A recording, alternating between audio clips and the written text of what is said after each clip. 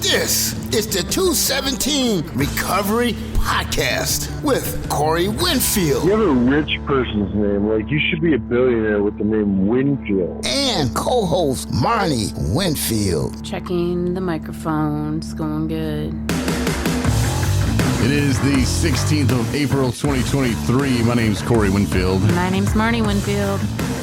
And this is the 217 Recovery Podcast. And I played that open for a reason today. Yeah? Mm-hmm.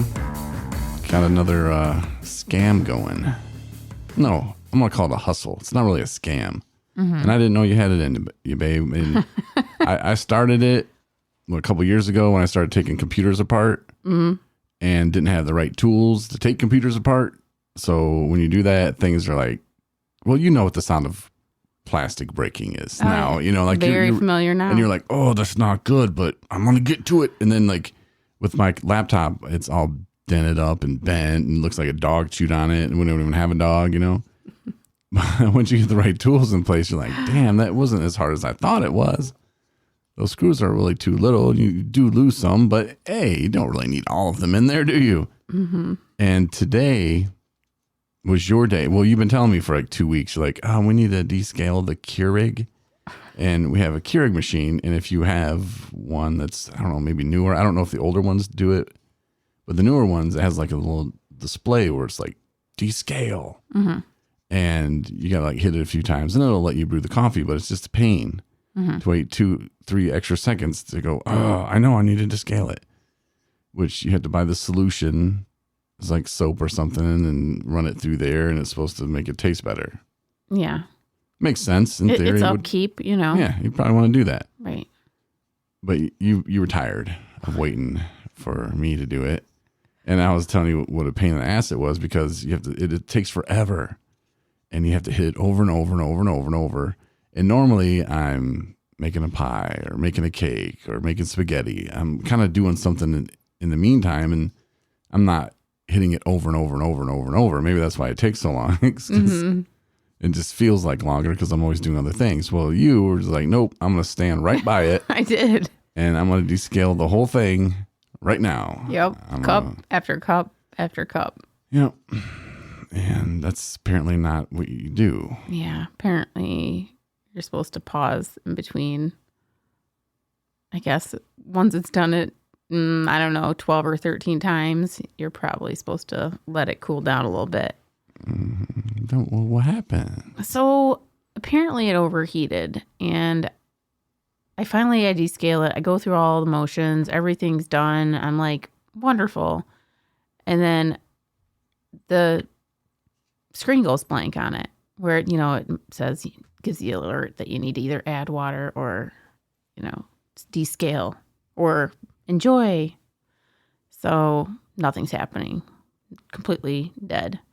And you Google, you know, my Keurig died after descaling. And then some of them are like, try the following 7 steps. And they're like, make sure your Keurig is plugged into the electrical outlet. Be surprised. That's number 1. I'm like, check. Number 2, did you press the power button? Check. You know, 3, try another outlet. Maybe the outlet's bad. I'm like, it's not the outlet. I'm not even gonna know. Did you unplug it and plug it back in though? Yeah, I did. Yeah. And then I even let it, I was like, okay.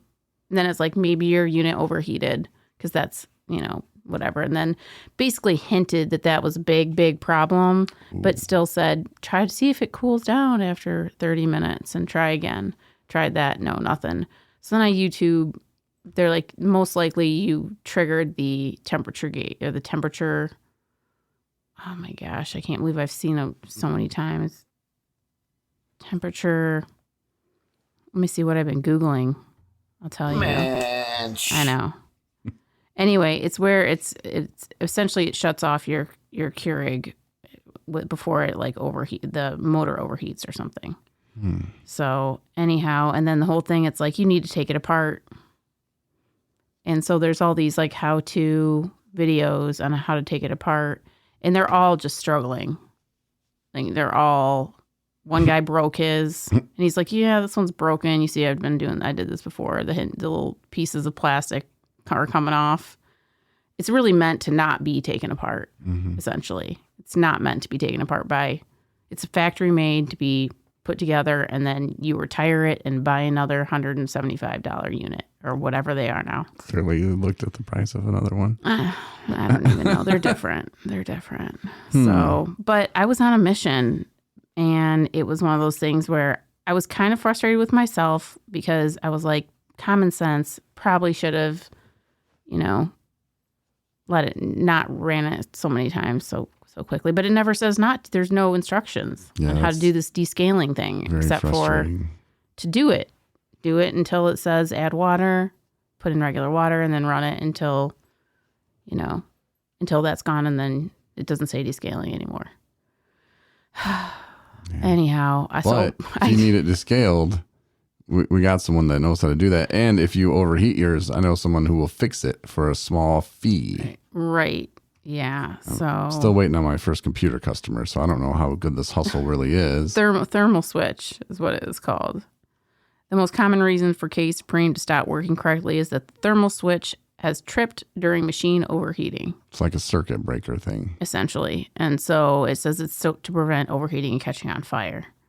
And great, that's wonderful, but it's not meant for the customer to actually be able to get to the piece with a paper clip, meanwhile, once you get to it on the inside. So I basically took every tool I could get my hands out of our kitchen drawer. And I came out, and I was wondering where you're at because I thought we were going to do a podcast tonight. And I was finishing up your video and charging my batteries for all the cameras that I own. And I was like, man, where is she at? It's like after 9. So I go in the kitchen, and there you are on the floor, snapping it back in. It's all upside down. Our 2 youngest cats are sitting there watching you like this has been the funniest thing since Garfield or whatever they're saying to themselves, They're just watching you just in like amusement and awe and almost sadness this sad look on their face. Like, oh, poor mom. Mm-hmm. And I look down and I don't see very well without my glasses when stuff's kind of far away, but I was thinking to myself, is that the carrot peeler? Did she have the carrot peeler out? I was like, honey, I have the stuff for the computer taking apart stuff. It's sitting like right there on my desk. It's not even hidden. But hey, carrot peeler, knife, whatever. Yeah. Use what you can. I was using whatever I could get my hands on. And actually, I was in full acceptance of the fact that it was broken and I needed to buy a new one. But I was going to get to that thermal switch if it was the last thing I did. From the first or second or third or fourth piece of plastic was like, oh yeah, pop. Flying. It was, and then they were falling on the inside. You could just hear them like hitting the inside, ping ponging around. You shook it for me. We had it all back together. Yeah, that's just cosmetic. It's just. But you brewed a cup of coffee. I did. It works. And so it makes you a certified Keurig repair. No, it makes you a certified non-official Keurig repair person. You're the only woman in the world, I think, that has that title. Well, I know it because I just made it up, but yeah. So I'm going to get you a plaque, hang it in your office. So if you want to learn something from this, it's if you have a Keurig and you do descale it, make sure you're not doing it all at once. Making sure that you're taking brew like a cup and then toss it and then wait a few minutes or 5 minutes or something. Do it when you have like the day to just space it out, because unless you're like me, I probably should have just been like, it's a lost cause. Just junk it, because we're past our warranty. So even if I would have registered it, so. Well, we either have one for sale or one that still works. Now, we'll see. I think that coffee is going to be for me tomorrow. It works. I tasted the coffee that I made, and it's delicious, and it functions fine, and you can't even really tell. So did you finish descaling it, or did it? I did. It was done. That's the crazy part. Huh. Are you sure it was done? Yeah. How do you know? Didn't it just shut off? No, it went through. You do the half solution, half water. Right. And then you get done, and then it says add water. Uh-huh. And then you do those for 6 cups. And then and then they're done. And then it says add water again. How many times did you how many times did you put the pitcher in water and 2? Oh no, it's not done. I think it's done. I mean, I think so too, but it's not. It's done. Because it's like, you got to do that like 6 or 7, 8 There's times. no more alerts. Well, I like wiped everything down and like scrubbed it all the little pieces. Oh my gosh, that was exhausting. I'm sorry, everyone listening, but I'm really proud of myself. you should be. Yeah. You really should be. Because not once did you ask for help or assistance or anything. Nope. Just in there, just parts flying. I was like, either this thing is going to brew a cup of coffee when it was starting to click back together, like click, like all the shell was like clicking back to the actual, and like, or I'm going to office space this thing with a baseball bat outside in the yard, just beat it all to just pieces. That's there's 2 sounds I really hate. One sound is when something's in the back seat, whether you just got from the grocery store, maybe it's in the trunk, and you stop or you turn and you just hear that sound I hate. And plastic parts breaking violently. You're like, oh no. Like those are 2 sounds that you just don't want to hear. Yeah. But I'm glad you got through it though. And I'm glad that it still works. Yeah. And you can add that to your resume. Well, So good job. thanks. This morning when we woke up, we started talking about stuff. And I said, we should talk about that on the podcast. And you're like, nope. But I just want to talk about a few things because your journey to be where you're at today in recovery, it was so different than mine, and a lot of most people's are different. Nobody I would say has this exact same journey, but a lot of people have the exact same stories. It's really weird. But you were 25 and you were telling me like you went down, I don't know where some Mississippi, southern state. And it was to kind of clean some things up for a family member who had passed. And you were 25. And I was just thinking, wow, like I would not have listened to anybody. In fact, I didn't until the hospital thing, but I don't know. It was when I did Dan's interview on the Recovery Spotlight. And he was saying he was so young. And I was like, man, I don't think anybody could convince me. I would have had to almost die. Huh? But I bet that was tough. And I don't know. It seems like if I had to do that, I would have faked it. Yep. I'm going to try to stay sober. Yep. And had zero intentions of even trying. I think that's, well, so it was so long ago.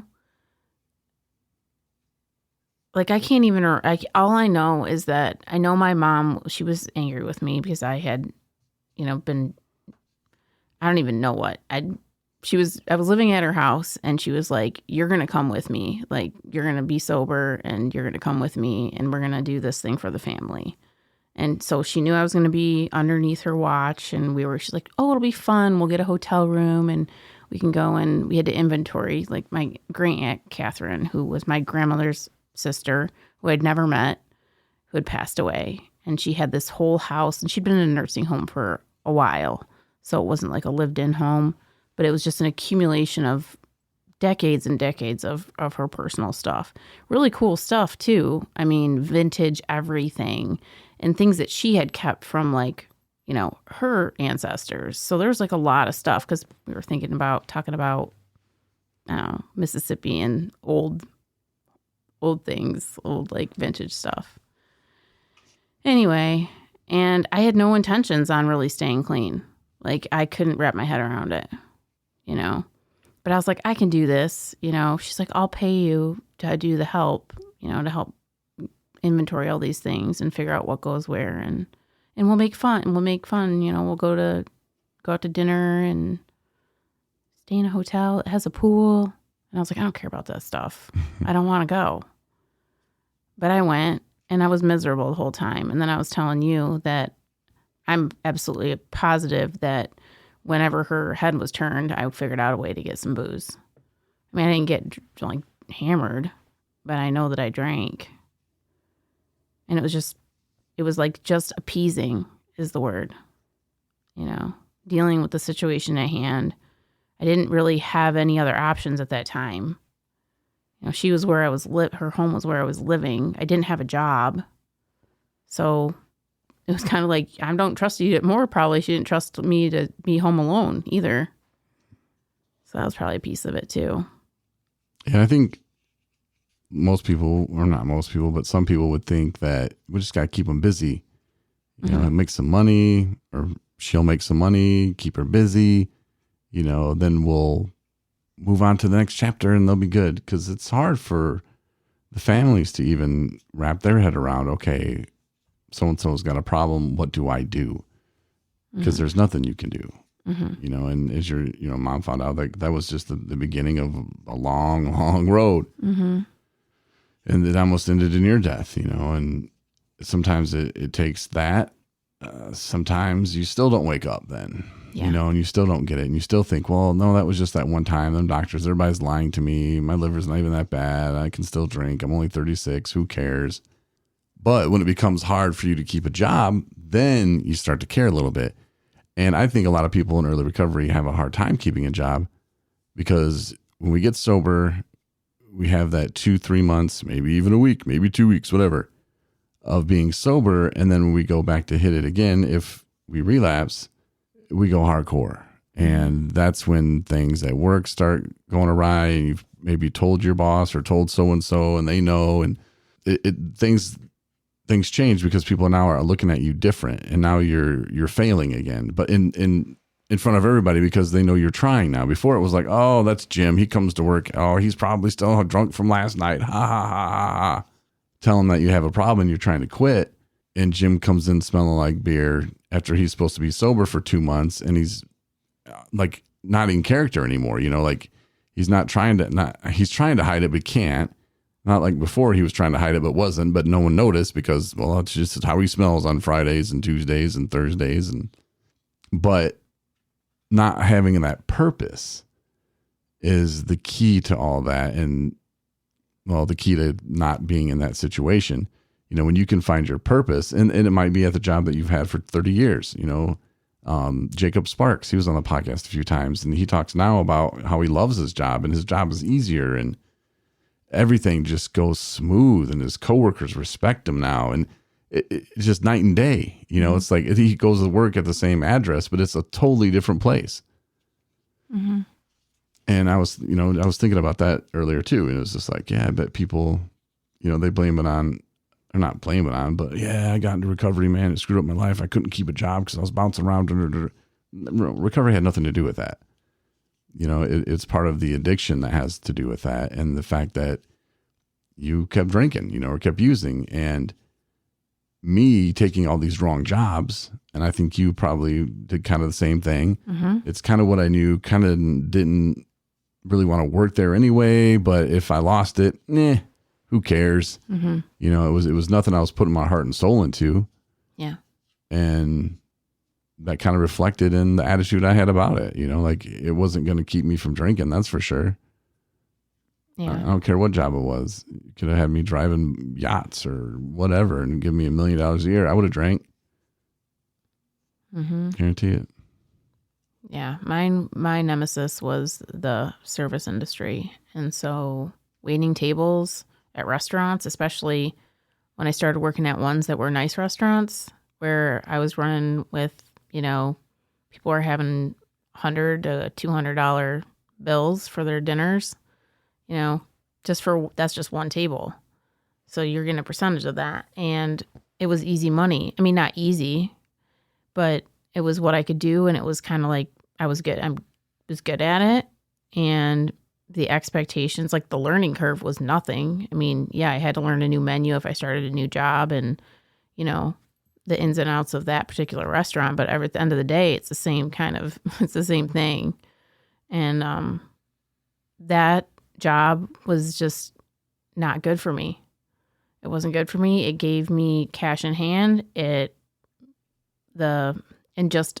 is a stereotype, and it's not true for all, kitchen crew or front of the house or back of the house or whatever you want to call it. But it's a big party it's a big party industry. You know, people have after shift drinks. Lots of times restaurants will give you a free drink after you're done working, you know, and you'll stay for 3 more. And then it's not, are we going to go have a drink after work? It's where are we going to go have a drink after work? You know, with your coworkers who you might not even like. I'm serious. Yep. Like, they don't even really care for you and you don't really care for them. And it's a sad, when I reflect on it, it's really sad, but, it fed my addiction, and that's it's what I knew, and that's what I was comfortable with. And that population, those people didn't judge me, you know, for drinking too much. It was a given, you know, and that in itself. So it was just sad. And that's why it's hard for me when I hear people who are in early recovery that are working in restaurants, because it just makes me cringe. Because, I mean, and I'm not saying that they're for sure going to fail. That's not it at all. It's just, I know it's that much harder. Doesn't matter. It's that much harder, especially if it's there, like you serve it. People are like, oh no, it doesn't bother me. That's not even my drug of choice. Right. They party. Mm-hmm. The host has crack on him right now. Oh my God. You know, like, I don't know. You know, the dishwasher has got heroin. Wow. You're not saying all dishwashers. No, I'm just using that as an example of saying it's not just the wait staff. Easy way to get drugs. Just saying. Yeah, it's available. And that is a disclaimer. I am not trying to say anything bad about waiting tables. And I hope if you guys have a great and solid and healthy group of people that you work with, that's awesome. I'm just saying, in my experience, it was always available. And if you're a person that's an addict or alcoholic, we sniff that crap out. And it's not everybody. It's not everybody there. It's saying there's usually at least a group of people that have whatever it is that you're looking for. And we find it. So that's that piece about jobs. Yeah. I also wanted to review Cocaine Bear. Oh. Since we're doing Drug Talk Sunday. Mm-hmm. Keurig and Drug Talk. Yeah. Cocaine Bear. I heard about this movie like a year ago when they started talking about it. So it would make sense. That's when I heard about it. Just saying. I thought, well, that sounds horrible. And it's kind of loosely based off a true story, sort of. A guy jumped out of an airplane over Georgia and he died. And he had all this cocaine on him. Mm-hmm. His parachute didn't open or something. And yeah. Apparently a bear had some cocaine and people found a dead bear. And so they ran tests on it and they're like, oh, I guess he was by the cocaine too. And, or at least a package of cocaine was empty. But they were like, there's no way that bear could have eaten all that cocaine. And probably the people that came up to pick up the packages scooped up the rest that was there and put it in a different bag or something. Who knows? Mm-hmm. But now there's a mall and they have like this stuffed bear, which the authorities say that's not the same bear. And that place says, no, that is the same bear. That's the cocaine bear. And so they made this crazy movie about it. And it was over the top. It was almost like a kid movie, mm-hmm. but not. Because of the cocaine that the bear was doing. Yeah. But on a scale of 1 to 10, because if you have, was it Peacock?